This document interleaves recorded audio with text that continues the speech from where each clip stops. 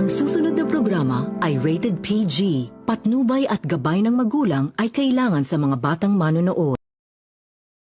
Magandang araw, mga tabato at buong bangsamoro. Assalamualaikum warahmatullahi ta'ala wabarakatuh. Ako si DS9 Kiliman at ako naman si Daya Oso at ito ang MBE News, Madrasa Aware at Epektibo.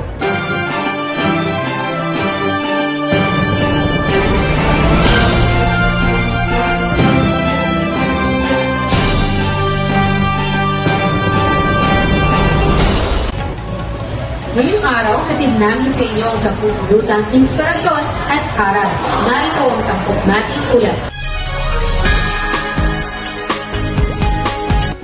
Para sa local news, District Musabakat 2025 nagsimula na. And for international news, hardship of our brothers and sisters in Palestine. Para naman sa sport news, paghahanda para sa Musabakat 2025 nagsimula na. At para naman sa weather update, sitwasyon ng bagyong Opo. Para naman sa Chika News, viral na pagpansila ng basa sa Sharif Agwak dahil lamang sa isang higaan.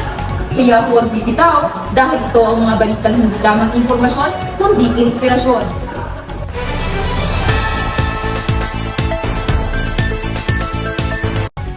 Sa mundo ng sports, abala ngayon ang mga kabataang Muslim para sa paghahanda sa District Musabakat 2025. Asliya, ibalita mo. Tama yan, Asnaira.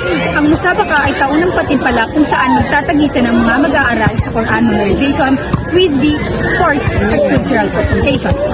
Layunin nito ang paunlari ng talento, disiplina at pananampalataya ng mga kabataan. Makikita natin ang puspusang paghahanda ng mga bata sa nasabing patimpalak. Ako si Aslia mula sa MAP Sports News.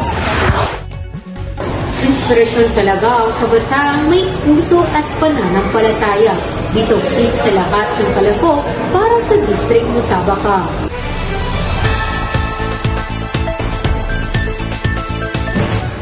From around the world, the suffering of our brothers and sisters in Palestine continues.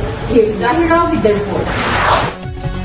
Assalamualaikum. In the Gaza Strip, thousands of families are experiencing hunger and homelessness due to ongoing airstrikes. According to humanitarian groups, more than half of those affected are women and children. But despite the hardships, they remain steadfast in their faith. Many Muslim communities around the world, including the Philippines, are organizing donation drives and dua gatherings as a show of solidarity.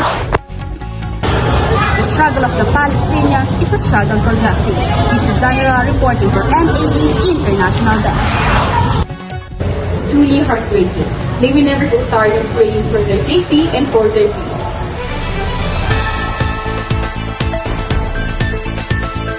Nag-umpisa na ang taon ng District Musabaka sa Cotabato City na minangka ng 11 mga madrasa.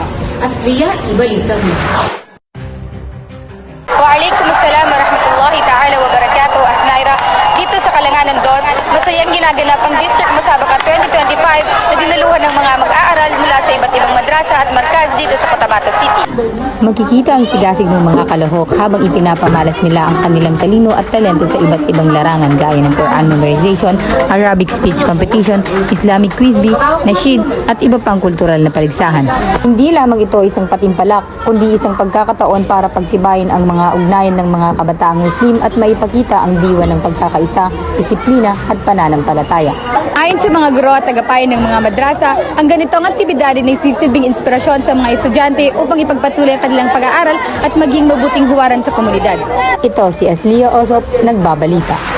Maraming salamat, Asliya.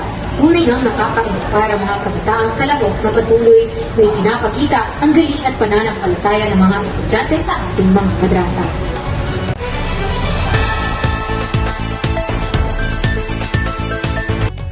Ngayon naman, alamin natin ang lagay ng panahon lalo na nararanasan nito ang epekto ng bagyong Opong dito sa Mindanao. Narito si Zahira para sa update. Magandang araw, ayon sa pag-asa. Si Bagyong Opong ay nasa hilagang bahagi ng Mindanao at patuloy na kumikilos pakanluran. Asahan ng mga malalakas na pag-ulan, pagbaha at posibleng pagguho ng lupa sa mga mababang lugar. Pinapayuhan ang mga residente na manatili sa ligtas na lugar at makinig sa mga abiso ng lokal na pamahalaan. Ang ilang paaralan ay pansamantalang nagsuspende ng klase bilang pag-iingat. Maging handa at alerto sa anumang sitwasyon. Ako si Zahira, nag-uulat mula sa MAE Weather Center. Maraming salamat, Zahra. Mag-ingat po tayong lahat at laging tandaan ang kaligtasan ay higit sa lahat.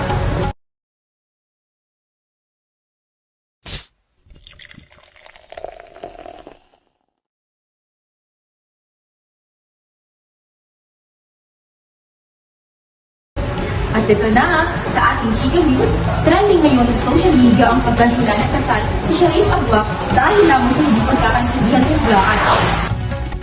Oo, Miss Hidayah, kahit kompleto na ang preparasyon, naudyot ang kasal dahil sa alitan tungkol sa papel at aparador. Marami ang nagsabi na sana ay pinairal ang pangunawa at pag-uusap, lalo na't ang kasal ay suna at sagradong ugnayan sa Islam. Umani ito ng iba't ibang komento galing sa mga netizens. Ayon pa sa ilan, maliit na bagay lang daw ito, pero sa iba, issue raw ng respeto at prinsipyo. At dyan nagtatapos ang ating chikahan ngayong araw. Ako ang inyong chika Lola, Balcona. Nakakatawa, ngunit nakakalungkot din. Sana maging aral ito ng pagkaasawa ay mas mainam na may pagkakaunawaan at respeto sa isa't isa. At dyan nagtatapos ang balitang hatid ng NAE News ngayong araw. Muli ako si Hidayah Oso at ako naman si Bayasnaya Gaman. Maging aware, responsable at epektibo sa lahat ng aspeto ng buhay sapagkat ang kabataan ang magiging lider ng bukas.